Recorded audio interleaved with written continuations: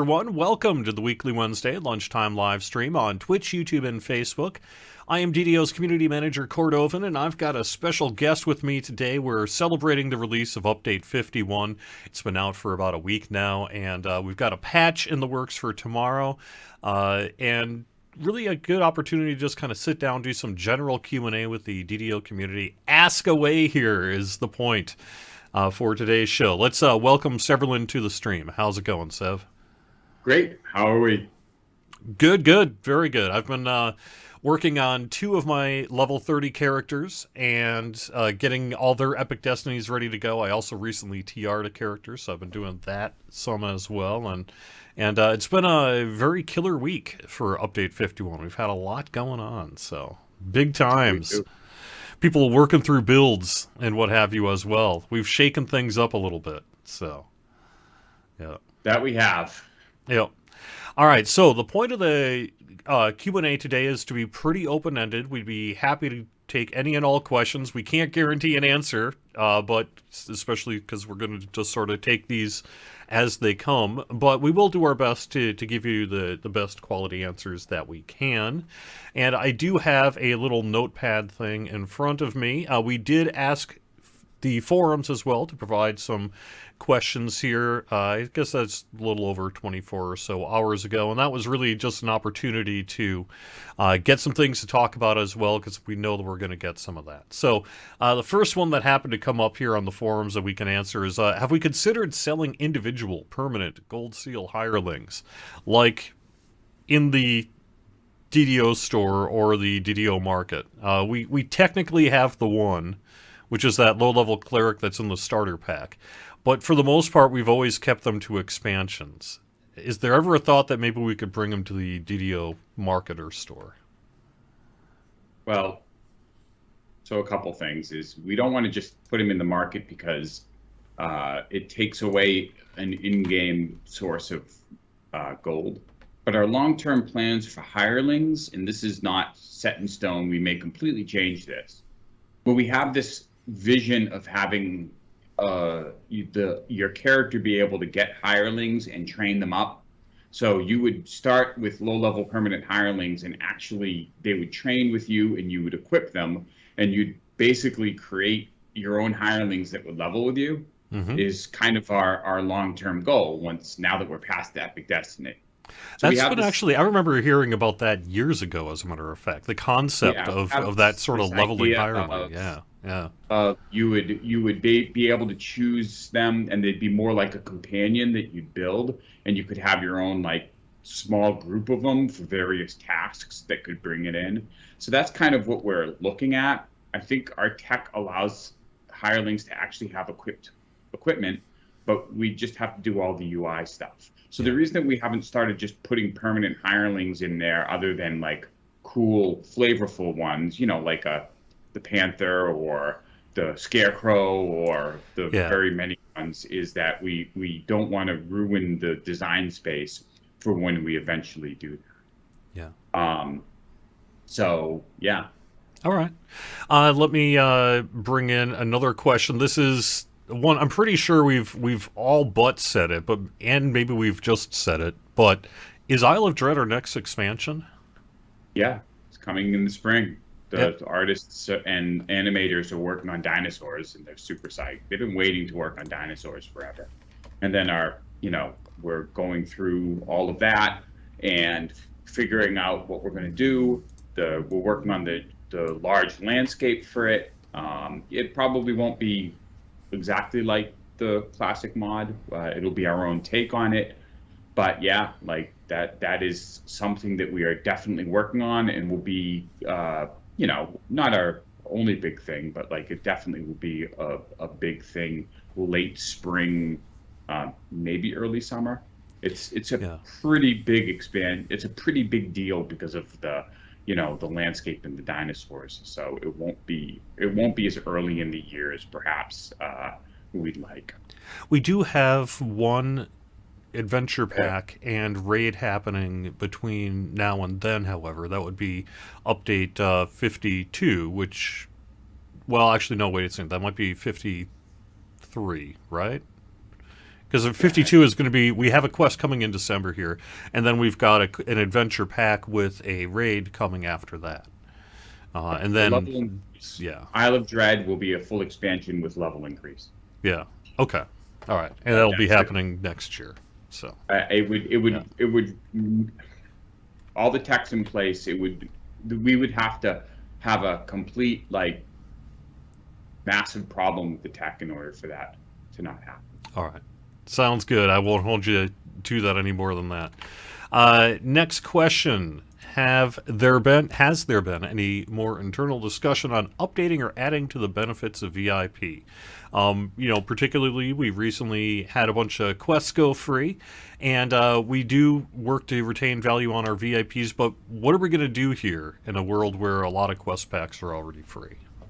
Well, that's the thing, right? Yeah. One of the issues about I I would love to bring as much joy to the players, and sometimes that is like, okay, how can we bring more free content to them so that it helps everyone?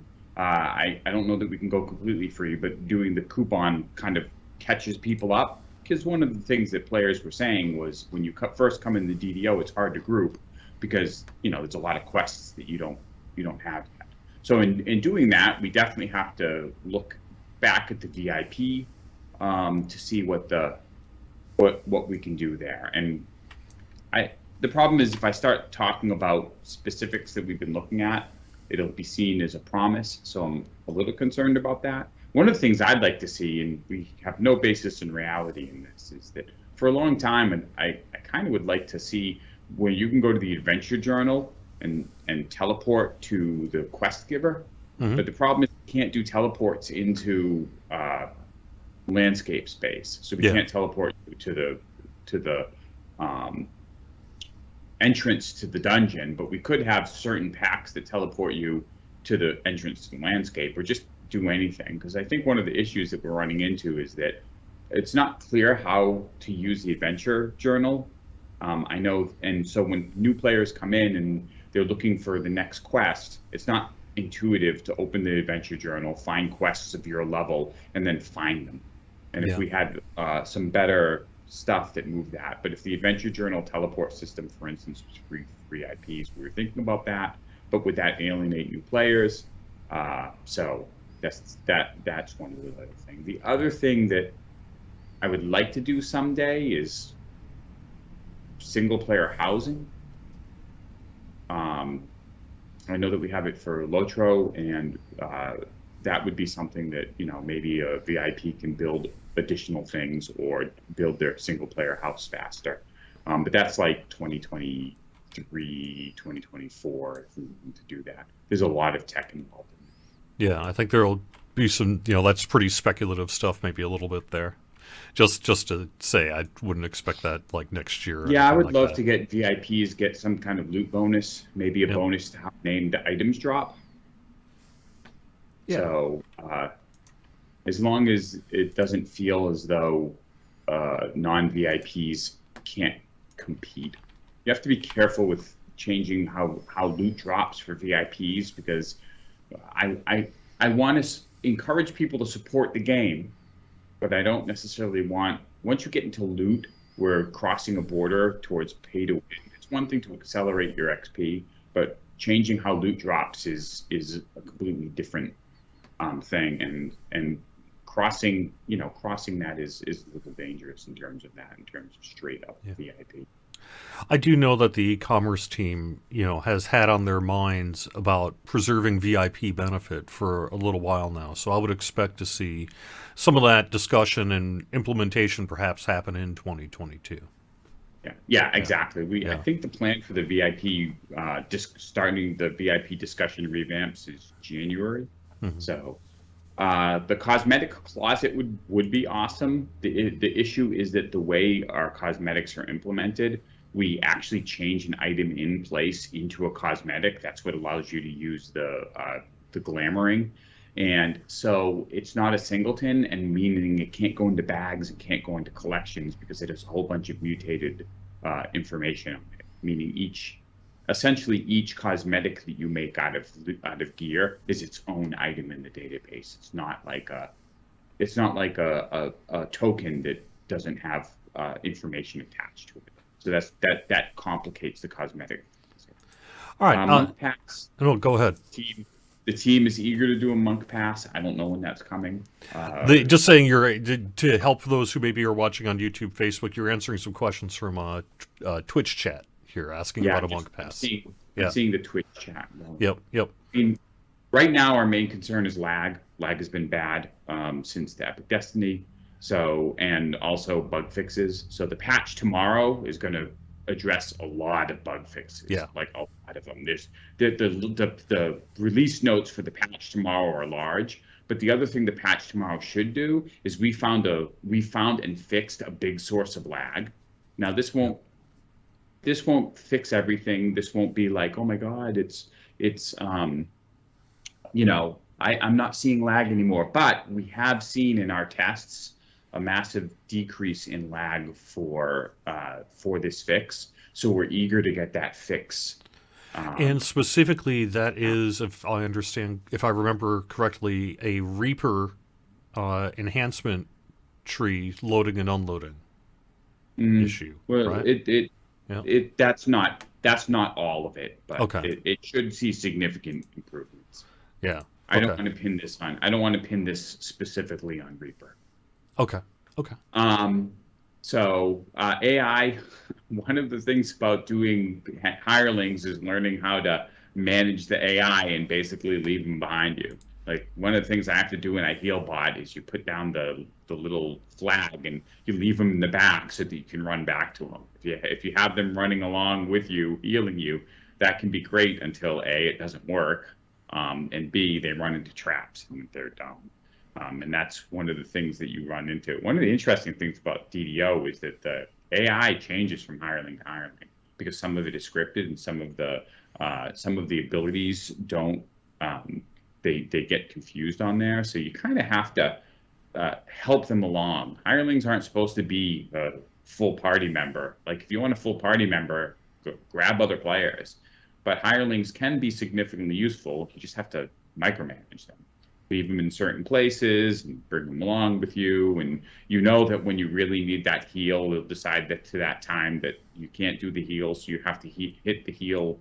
You have to click on the heal. The other thing that I found is a lot of times players will be mad because the AI didn't heal them, but the AI is much less resilient to CC. So what's actually happening is something stunned or held or did something to your hireling, and it seems brain dead, but it's actually controlled. I don't know if that's always necessarily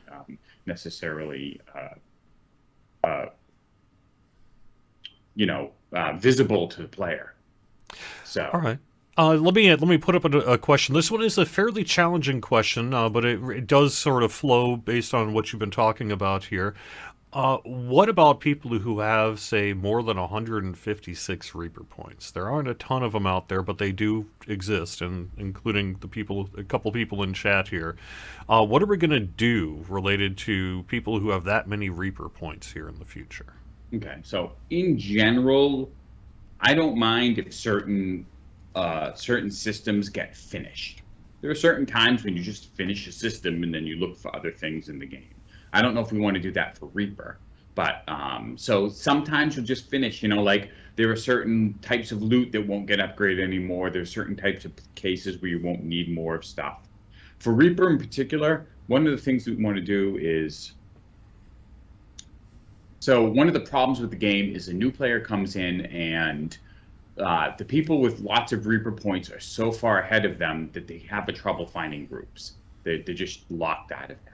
So we'd like to change it so that, and picture, bear with me here because this is sort of a design thing.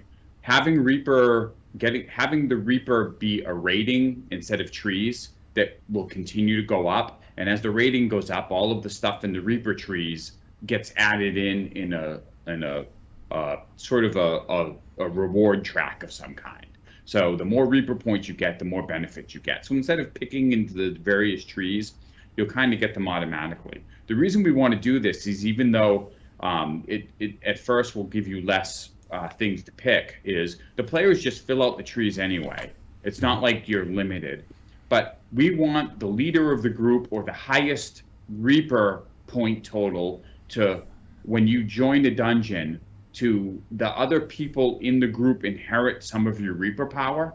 That's why we want to do it. If you picture that Reaper changes into a rank, and when you go into a dungeon, all the people who are in your party kind of get part of your rank, some percentage of your rank. So if you want to bring a new player to Reaper and you have, say, 130 points, maybe they get, 105 of them. And right now we can't do that because of the tree structure. But if we changed it so that it was like linear, then we could actually do that and have the group basically give those benefits to other people. That means that you could have high Reaper people bringing newer players into Reaper, so those benefits get propagated, and that will bring in it will help players group a little bit, because one of the problems with the Reaper thing is the difference between the high Reaper person and someone with no Reaper is so big that it's really hard to group with those new players. They kind of come in and just get one shot. So that's one of the things that we want to do. When we do that, the track can just continue, meaning you people who love doing Reaper and get those points, you can drive your score up, to higher and higher, although obviously at the highest Reaper points, it would be very hard to do that because the cost is forever increasing. But you could be you could have like the highest Reaper rank on the server, and then when people group with you, they get a lot of Reaper benefit. So neat. That's some. Now this is more of a kind of where we're currently thinking in theory, not so much an announcement of what we are going to be doing. Correct. Yeah. Okay. Just want to make sure before it gets written on the forums that we put that into. Well, one of the nice things about right? One of the nice things about these is, I talk about stuff that we're thinking about that we haven't announced yet, so that the players that are super engaged can kind of get like, where is your design head? What would you like to do? But this is not in any way an official announcement or something. But we do have the Reaper tech to do that. Yeah. The hardest part actually is doing the UI of like showing what you're going to get as you go up. Yeah. Next question's going to come from YouTube here. This one from Vecna Greyhawk. The wording, I think, it will make sense in context. How is Lotro successful with cosmetics of random armor, but DDO needs a mirror of clamoring? Why essentially do we need to use mirrors of clamoring for our cosmetics, whereas our other game, Lotro, has this whole cosmetic tab and you just sort of put items into it? I mean, why does Lotro have player housing? Like the two games diverged at some point, and the code base has the same seed, but they're very different code bases. The Lotro added cosmetics early enough that all the cosmetics are designed that way. In that the information is attached in such a way that when you take the item and add it to your cosmetic panel, it steals the all of the information and puts it there. The Lotro items were never set up that way. The DDO items were never set up that way. So if we do some sort of cosmetic reward, we have to basically go and change all of the cosmetic APR information in the entire game on every armor piece in order to do that. Yeah. And I'd love to do that, but it would be a Cloaks style project where someone would actually have to do that kind of granular work that on a massive scale, I think. Yeah. Yes. And the only way I would do that is if it would provide significant play value, meaning it could be really cool if the player saw it as a collection. Like, hey, can you get every look in the game? And they're hunting that down. But for convenience, that would require so much engineering that the cost is really high. And I don't know whether after a year of engineering, whether we would get the play value would be worth it. Yeah. It's just a massive undertaking. It would be. All right. I want to take the next question then from Facebook. Make sure that we give everyone a little bit of love here. This one says when, but I think it's in some ways more a suggestion. What about making the Bottle of Mist, Evening Star Key, etc. go into a UI like we did with mounts?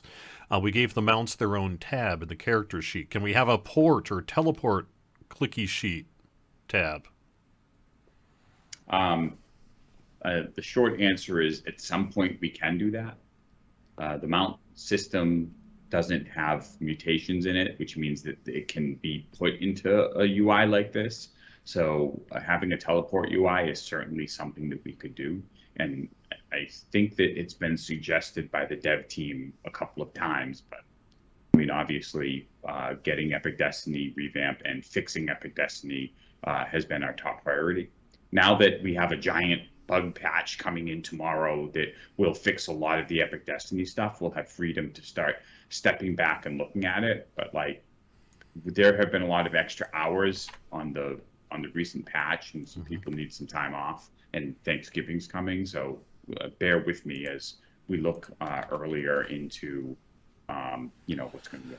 This next question really is one more for the design team rather than the executive producer, but I'm going to ask it anyway, just to see what your thoughts are on it. Why did we lock Tier 5 Destiny abilities behind level 30? There was a player interest in maybe making it level, like, say, 29 or something like that. Literally, it's because the players haven't seen the level increase yet. Yep. We could have made it 29, but we want the level 30 to lead into level 31 and level 32. It makes more sense. It doesn't make sense now because Isle of Dread hasn't come out and we haven't increased the level. So they're like, oh, I only get that if I am at level 30 and starting to do end game raids. And as soon as I reincarnate, I'm there in less time. Well, right now it makes no sense because the players are totally into, let me do a epic reincarnation because of the new epic systems come up. They don't really have a reason to stick to the end game that much, and so they're not spending that much time at level 30. However, when Isle of Dread comes out and they're moving up from 31 to 32, and there's a whole new set of loot that will require them to be in there to go and play with, it makes more sense. So we're kind of looking ahead at that time.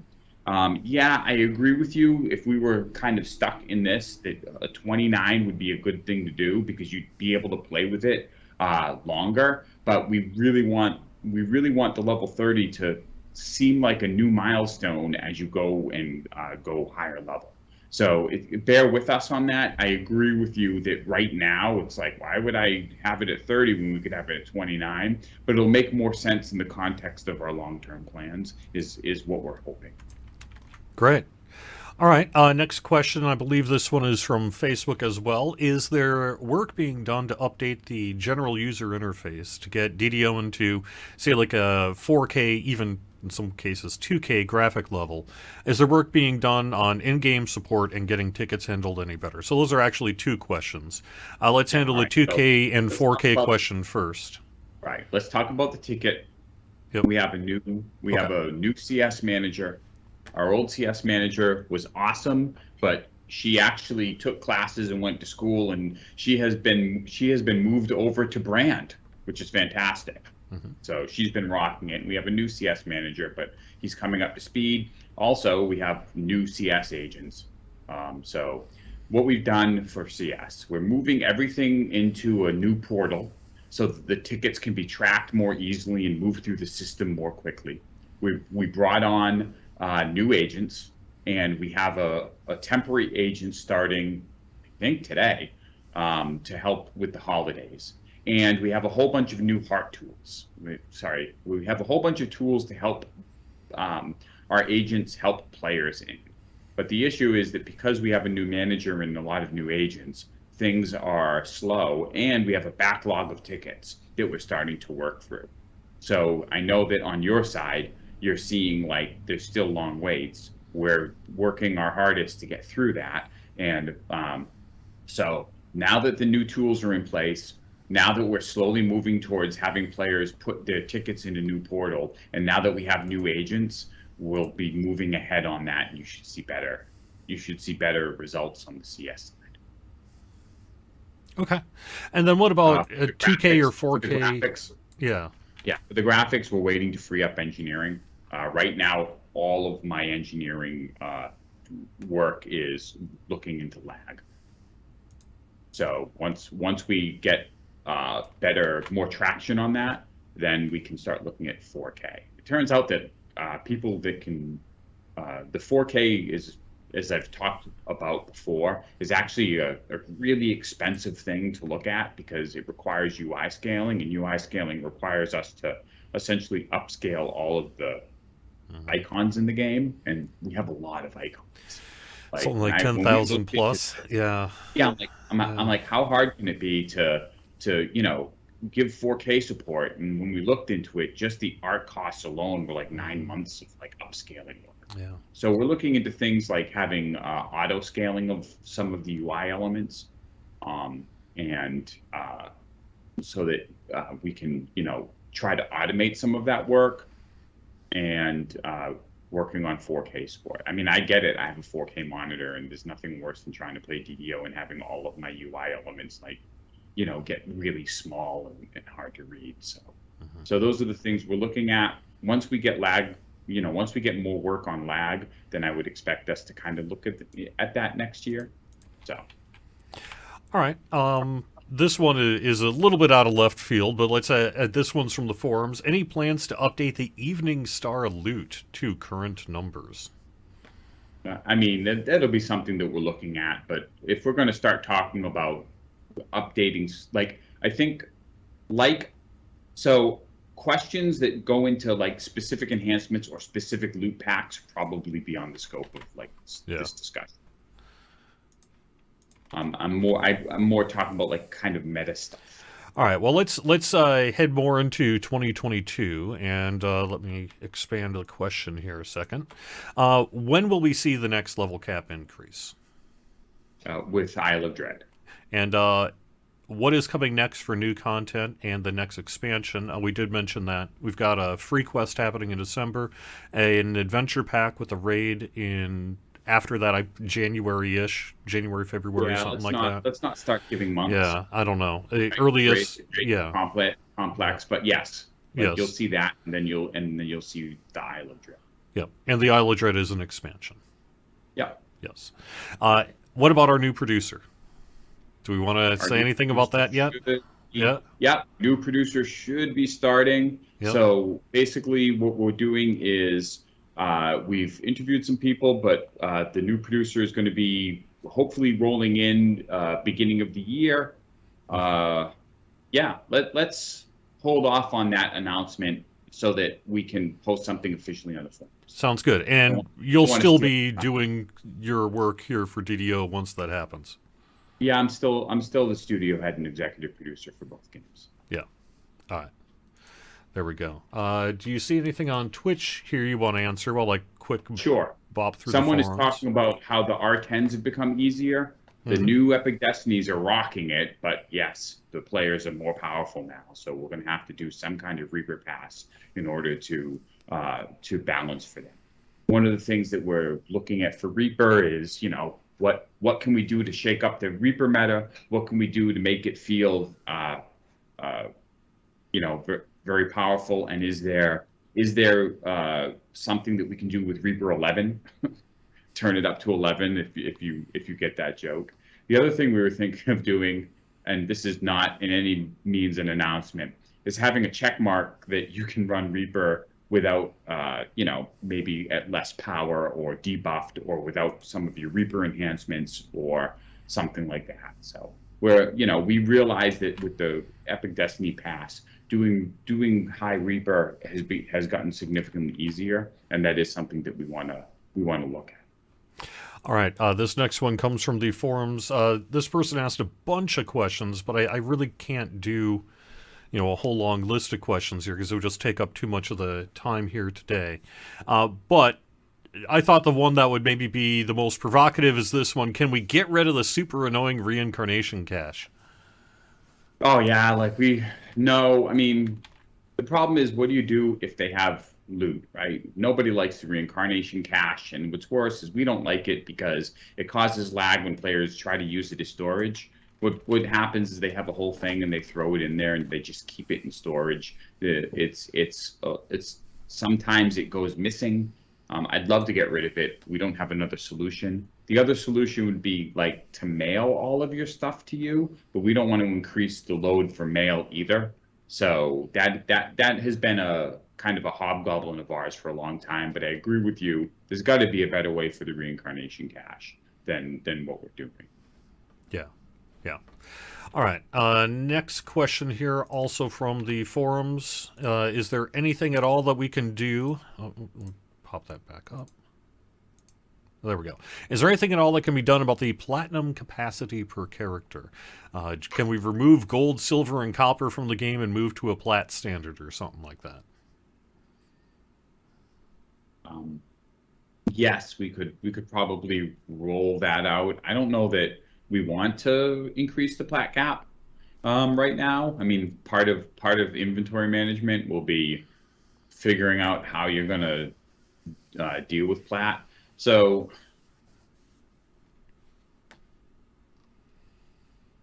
I'm not ready to talk about the plat economy. We know that at high level you can sell items for far too much, which means that just getting items and selling them accelerates your plat. So the low level people kind of feel starved and the high level people just get flooded with it.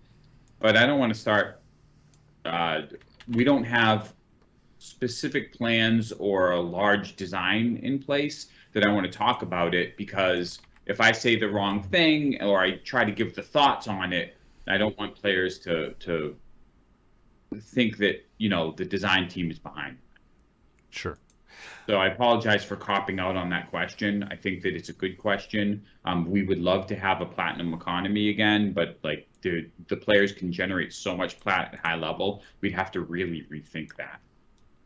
All right. What about the concept of mega servers? This is something that's come up on Q&As in the past. I brought it up. Yep. Our intention was to do mega servers, but right now our master servers they can't keep up, both because of memory and because of hardware. So we ran into a dead end with that. So right now we're working on 64-bit servers. We want to start by having 64-bit mega servers, master servers, and the master server is the server that basically communicates with all of the instance servers. So when you go in a dungeon, you're in an instance server, but the master server communicates with all of the instance servers, and work on that. But until we get the master server, would have to have a tremendously increased capacity, and right now it doesn't. So once we go to 64-bit servers and work on performance, we can revisit it. But my main thing right now is lag. We really need to get down the lag, and until I do that, I can't really justify trying to do mega servers. Yeah. All right. Someone wants to know where the new raid will be. Is it set in Sharn, Feywild, Saltmarsh, something else? Do we want to say anything about that? Do we want to spoil it? Yeah. I don't think we want to spoil it. Yeah. I think we want to wait on that. I don't want to spoil future content. Yep. It is cool. All right. This one's from Apocalypse Dom, and as you might expect, it does involve the next season of Hardcore. We have said, well, I said yesterday, that the next season of Hardcore, or maybe it was 2 days ago, the next season of Hardcore is set to start in December. We have not given a specific date on that, and that it will be a redux of the first season on a shorter time frame. However, we will have a new Season 5 cloak. So while you'll be able to get, say, like the Bloody Footprints again, that's one of the big drivers of it, you will have a new cloak, and the Season 5 people will not get the Season 1 cloak there. But he wants to know, why did we decide to reoffer old Hardcore rewards for this next season, and how long will the shortened season be? So the philosophy of having exclusive rewards is different from player to player. If you have achieved an exclusive reward and you remember fondly how cool you felt about having the reward, then you're all for rewards, right? Because you have in your mind that. And if you've never done that, or there's an exclusive reward you couldn't get and now it's unavailable to you, it really sucks. So you have, and some players are in the I love exclusive rewards, and some players aren't. So as a EP, I don't like that new players come in and they feel that they can't experience the full breadth of the game and get stuff, um, because it makes it feel like limited. But I also have, in games I played, gotten that, like, oh, I finally found the really rare item, and it's kind of cool walking around and having people be like, oh, that's so cool. I wish I could have that. Um, so it's a philosophical difference. When, for me personally, running a game, I am more generous in that exclusivity has a time, meaning you can get something exclusive for a time, but eventually it'll come back around so more and more people can get it. So if you're talking about something like the footprints, you've had your bloody footprints kick ass for what, a year and a half, maybe 2 years, but eventually it'll come around where other people can jump on. And I mean, it's a hardcore reward. It's by no means a drop in the bucket easy thing to get, even if we bring it back for hardcore. But that, I understand that there are players where the philosophy is, look, I have this reward. I don't want other people to get it because it, if other people get it, it's less exclusive for me. I get it, but I think as an EP, I tend to be more generous in opening ways for other players to get it. And I understand that there are some players that may disagree with that. And it's a hard gaming design philosophy to walk the line on that. All right. Next one is a question that seems to come up every time you're on the show, which is, what about psionics? Are we likely to see psionics introduced in the future? Not in the near future, and I'll tell you why.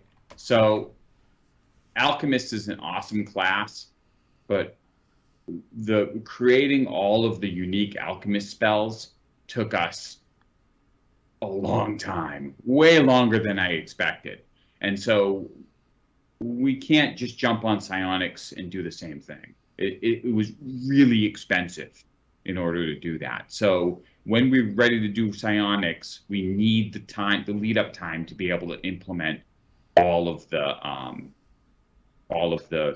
spells. We could do a new class with fewer spells more easily, but the time it took to implement Alchemist was so big that we would expect to take the same timeline to do psionics. Now, the good news is once we do like the Scion, then you can use kind of the same spells for the Psychic Warrior or the Soul Knife, or however we're going to do that.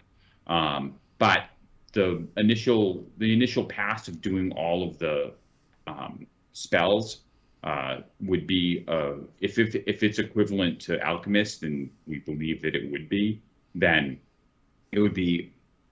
It just takes a long time. That's why we've shied away from psionics. So, I mean, I'd like to do psionics at some point, but certainly not in 2023. All right. This next question isn't actually a question, but I think it's worth talking in general about a bunch of different questions. And that is, they wanted to know a little bit about class balance in the wake of Update 51. What are our plans to sort of deal with Epic Destiny balance here in the coming patches?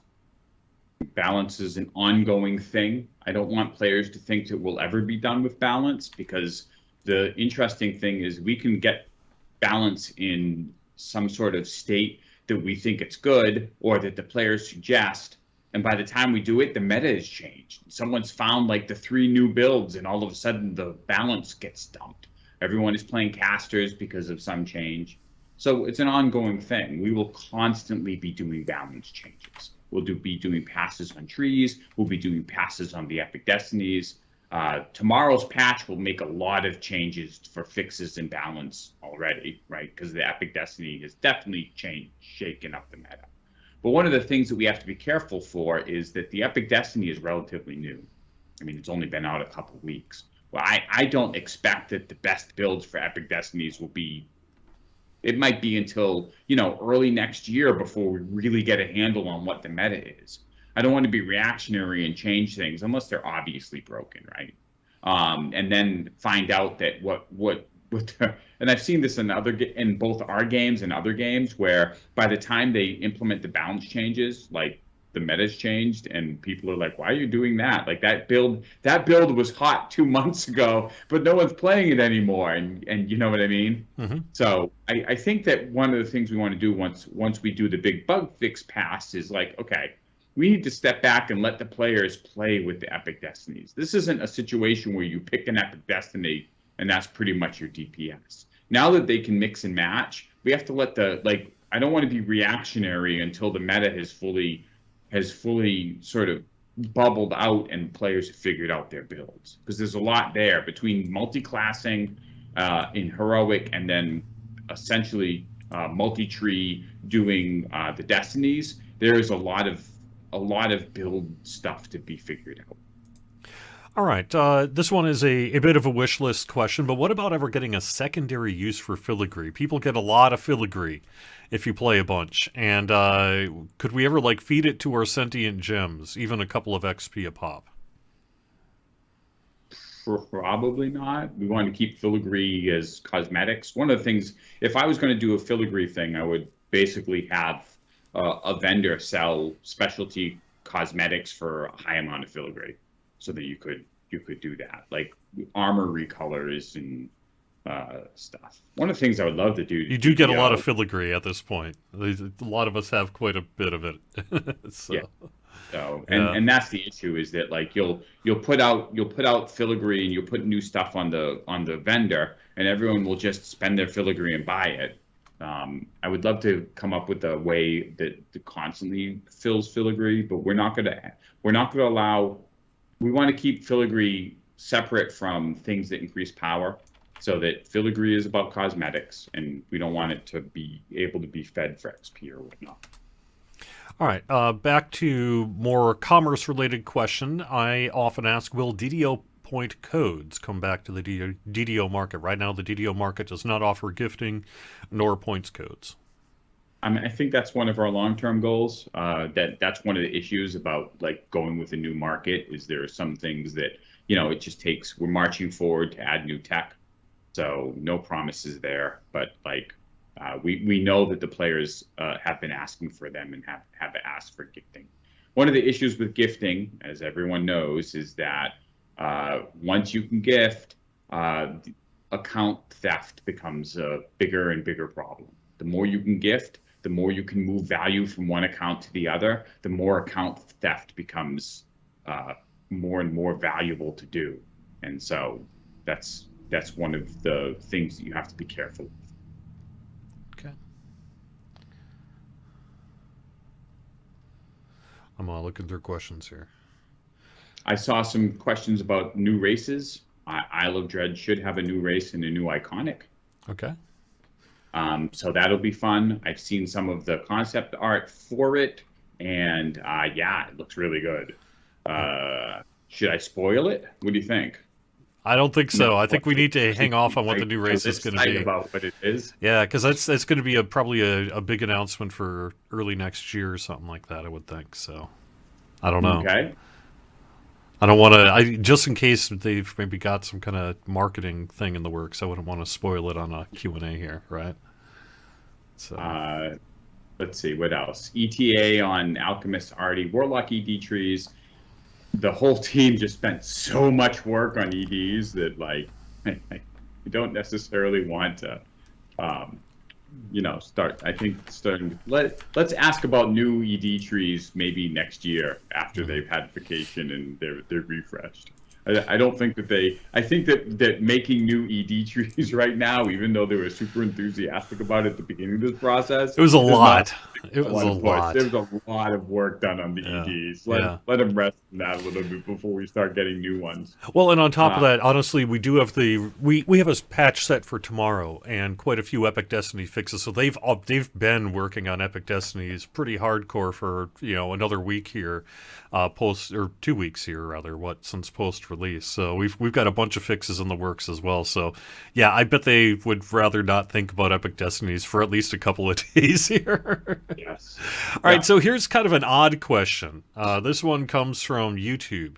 Will there ever be a way to roll back a level if you make a mistake? What about an undo for your character level? I know. There's just no Yeah. way. I mean, having looked and worked in that code, like that would be so hard to do.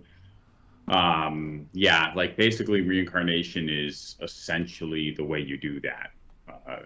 If you need to roll back a level, then you need to do not a true reincarnation, but a small reincarnation because it requires, all of the steps to go to maintain the integrity of the tree. Rolling back is not something that is likely to happen in the near future. Airmaiden wants to know when we'll see that bug fixes list. I could actually, sort of at the tail end of the show here, go over the notes. They'll be published in a few hours this afternoon. Yeah, you should. Yeah, I mean, yeah, if you can spare the extra time, yeah. Sure. I can stay on a little later, but probably not enough time to go through the whole patch notes with No, you. it would make sense for me to just go through the patch notes at the end rather than take away this Q&A time for it. So, but I can do that. That's fine. It'll take about 5 minutes at the end of the show. So, um,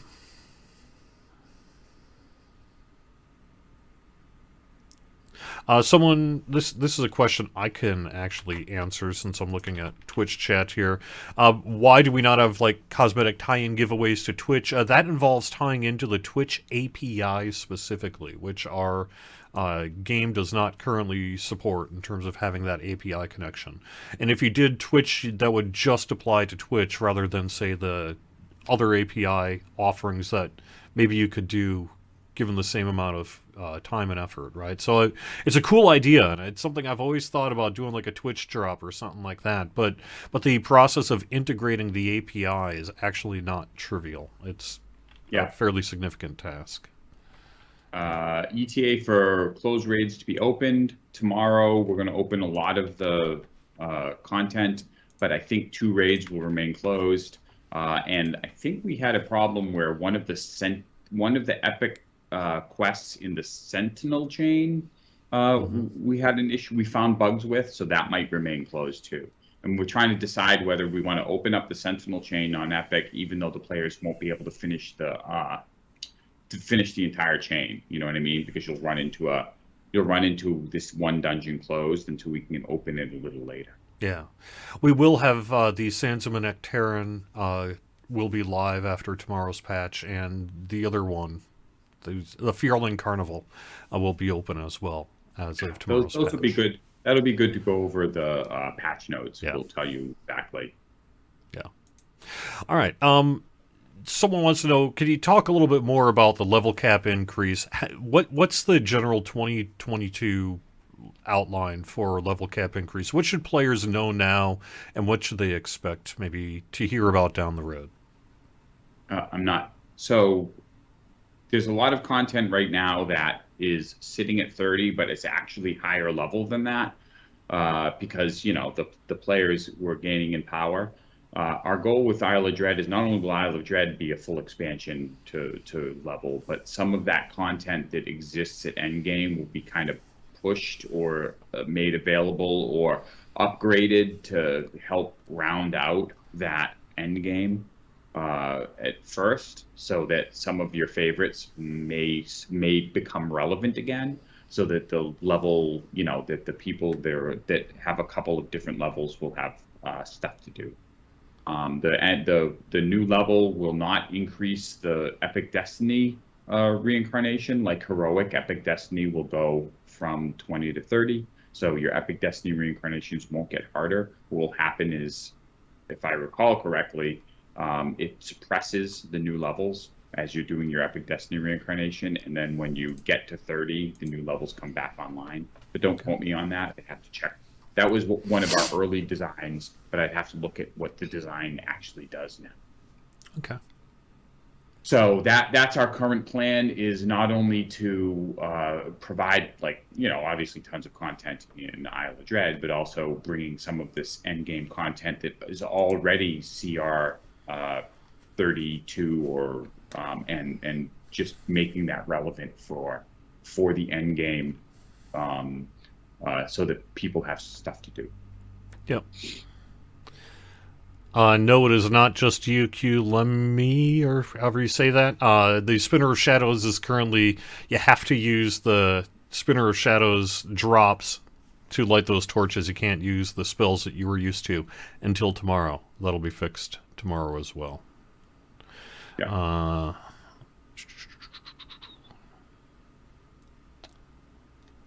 What else? Thumbs up to Talus something that keeps asking about Monk Pass. That's one thing that we want to do. I'm there with you. I also feel that like I really like the new Epic Destiny Pass, but from looking at it, it seems like a lot of our monks seem to have a hard time finding their new build. Is that the case? I don't know that I could definitively speak on that myself. I would, A lot of comments yeah. that like the Epic when the Epic Destiny Pass went live, like some of the monks were having a hard time, even though we have a Grandmaster of Flowers, finding like their new build. And I think that that's one of the things that we do want to look at. I know the team is eager to kind of do the monk pass, but I think it was exasperated by some of the monk stuff that they were doing. Was they're having a hard time finding like that really kick-ass monk build with the new Epic Destiny system, and that's something I'd like to see us look at. I think that like I think the Epic Destiny system, that's one of the things that when you shake up the meta is there's so many builds out there. Yep. So. All right. Let me see what else we should mention here. Did that. We'd like to add some small stuff to the winter event. It's hard because we don't have much time between it going. So we want to swap up the cookies and change the coins and maybe some new prizes, but it will be limited to what we can accomplish from now until it goes live. So we only actually have like 10 days because there's Thanksgiving coming and people need well-deserved vacations. So I apologize on the festival stuff.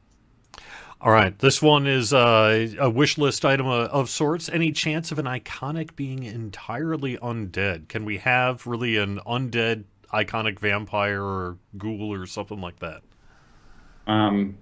So I don't know that we would do iconic undead because we need a race to attach it to. One of the things we were thinking of doing is doing a revenant universal tree. We'd like to revisit Ravenloft. We have this vague idea of revisiting Ravenloft now that Van Richten's guide is out.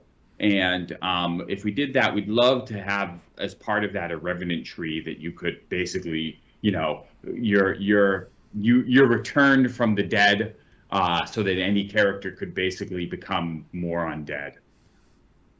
So that's our goal. Probably the next big thing after Isle of Dread would be more Ravenloft. Ravenloft is super popular, and for our Ravenloft expansion, and I think that Van Richten's gives us a lot of cool stuff to look at.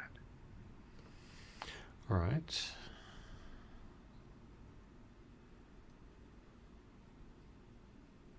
We talked about the gifting options already.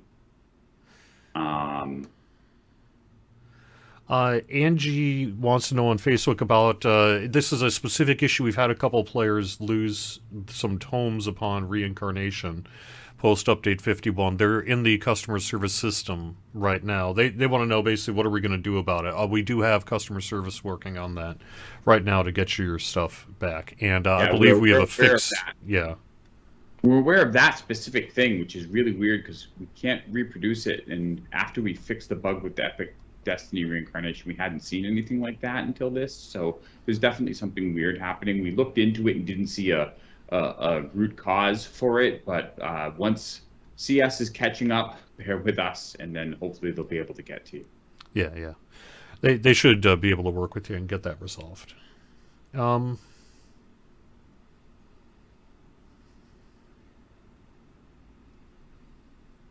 I'm not going to spoil the class that's going to be tied to the iconic race because that would potentially spoil the race.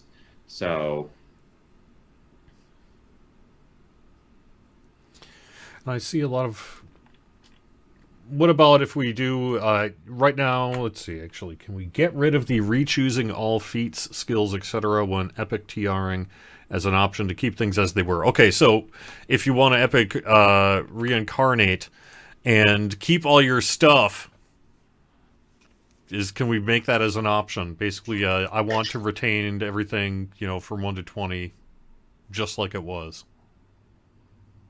I'd have to look at that. My feeling is because the way they programmed the level increase, it's so intricately tied to what's before it. I am not confident that we could do that without significant risk. Yeah.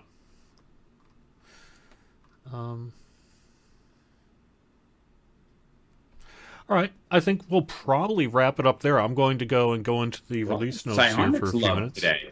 Yeah, I know. I was just saying, what's just the psionic stuff? I don't know that, they liked it, and then it went away, and then now they're all being like, what about psionics? Yeah, I mean, sure. I'm a big fan. I like them, but probably not in 2023. Yeah, 2022. Yeah, 2022. Rather. Yeah. Yes.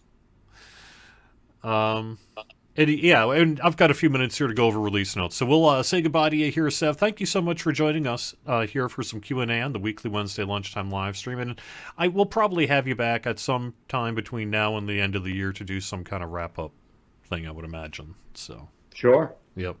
Awesome. All right. Well, sounds good. Thank you very much, Sev, for being there. And if you guys will hang on real quick yourselves, I'm going to get the release notes set. And I will go over that at the very end of the show here. What do I got? All right. So I can't really display the notes to you, but like I say, they will be visible in a couple of hours. And in the meantime, well, I mean, I can't. Can I do this without getting in trouble? No, I can't. Okay, so here's the release notes then before we wrap up the show, and then I'm also going to look at the bonus, although I don't think we actually have the bonus set, at least as of yesterday afternoon. So for Epic Destinies, and this is for our update 51.1 release notes that'll be published this afternoon. It's going live tomorrow. When resetting Epic Destinies with Platinum, the Platinum multiplier for further Epic Destiny resets is being reduced by half. So that's if you are doing further Epic Destiny resets within a short period of time, there's a multiplier that's involved in terms of the Platinum cost. That cost is being reduced by half. That should smooth out and greatly reduce the cost for some of you, many of you actually. We are clarifying that every Epic Strike shares a cooldown with every other Epic Strike by putting that information into the tooltip. We're doing a whole bunch of general typo and text corrections across the new Epic Destinies. The new Epic Destinies will no longer force reset the Feydark Illusionist Enhancement tree when you log in. We are going to be giving Magus's Core 2 and Exalted Angels Core 2 their proper 10% maximum spell point pool. They will no longer erroneously give out 10% reduction to the cost of spells. For Draconic Incarnation, we're properly hiding the second and third cores in the buff bar, Exalted Angel. The enchantment DCs will now have its correct icon. Holy Command will now have a functional saving throw, matching the spell level and DC of the pillar spells it comes from. Holy Command, will no longer work on bosses, and will function like Greater Command in terms of the valid targets it affects. That means basically non-bosses.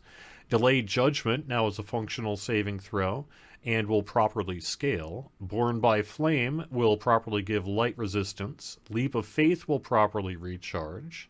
There is no longer broken formatting in Flaming Sphere's tooltip, and the damage and healing effects of Exalted Angel's Epic Moment Ascendance will now properly scale with spell power, the exception being the heal to full-on use, which is not meant to scale. We got some fixes with Fate Singer, Discord Stun, now working like a typical stun in terms of what it affects. The size of the radius of the healing effect generated by Majesty is being greatly increased. The radius of the Mantle damage burst is being increased quite a bit. Mantle now correctly scales with the highest in melee or range power.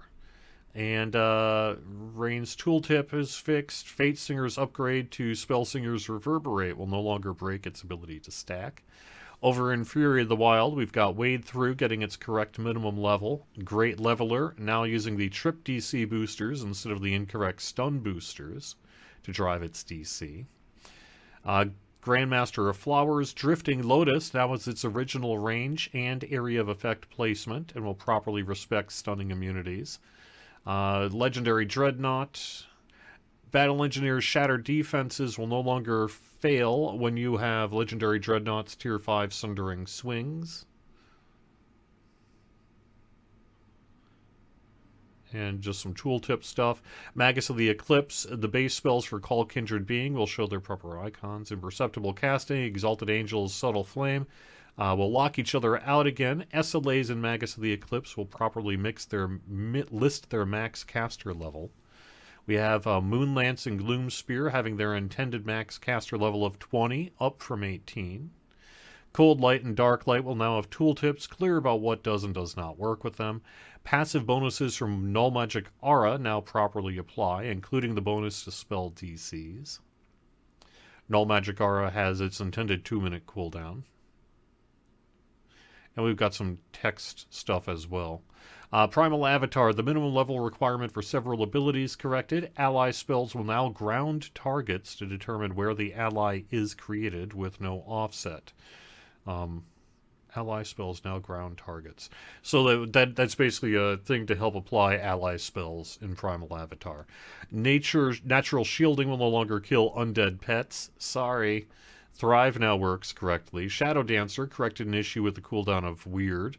Weird is now properly a fear-based spell benefiting from fear DC boosts. No longer automatically prepared for Artificers. And Shadow Dancer's Core 3 now properly boosts Alchemist's evasion feat. Shirati, Beguile will now properly charm enemies, although it is going to be missing its visual effects until the next patch for some reason. It's a known issue there. The Prism Mantle will now correctly describe the amount of damage that can proc. Otherwise, just really some text and tooltip work and formatting work. Good Luck now has its listed Fortitude and Will saving throw bonuses. Unyielding Sentinels, Mind Control Protection now grants properly, and Rank 3 of Strength and Vitality now grants its hit points correctly. Feats that claim to modify poison, negative, and positive spell critical damage will now correctly do so. The legendary items for Sands of Nectarin are going to be in there. You can get them from the Altar of Legendary Rituals in the 12.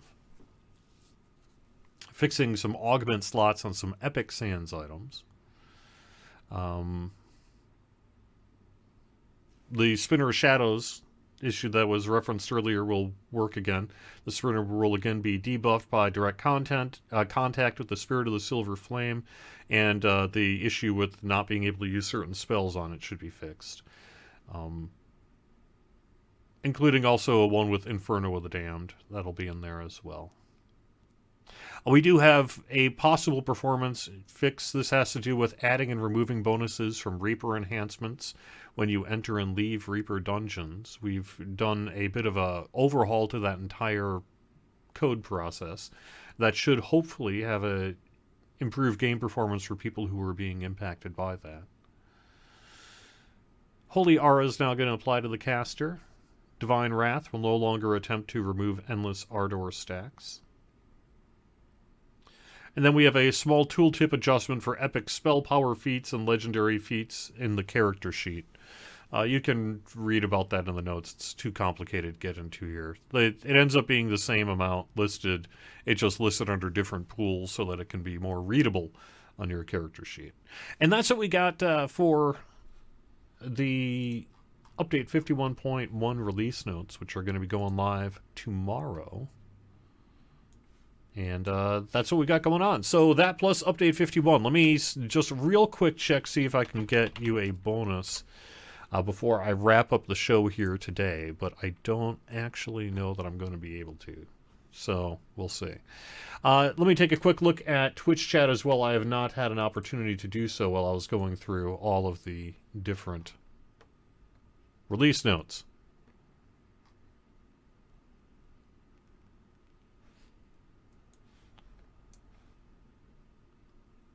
Can we have hireling folders go on sale? Maybe. Can someone explain what psionics are? Well, it depends on what edition you're going for and all that sort of thing. Historically, psionics are basically kind of neener mind spills. How's that? It's sort of an alternate spellcasting system that really involved the processing of mental energy.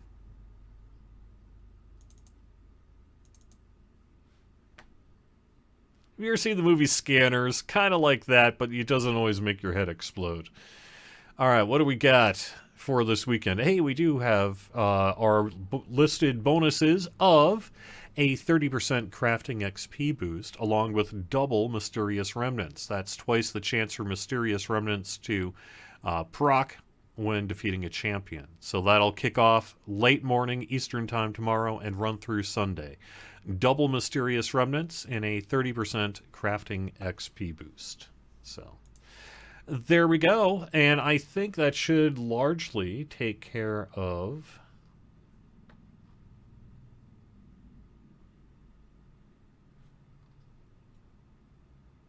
questions. I'm just doing one quick look through YouTube and Facebook. No plans to make a Hexblade class that I'm aware of. All right, there we go. All right, thank you so much, everyone, for watching the weekly Wednesday lunchtime live stream on Twitch, YouTube, and Facebook. Hope you got something out of it. I'll be back next Wednesday with more questing. I'm on Argonus, and right now I've got a level 30 character who's recently redid their Epic Destinies. We'll be playing that character a little bit, in addition to some other stuff in the works as well.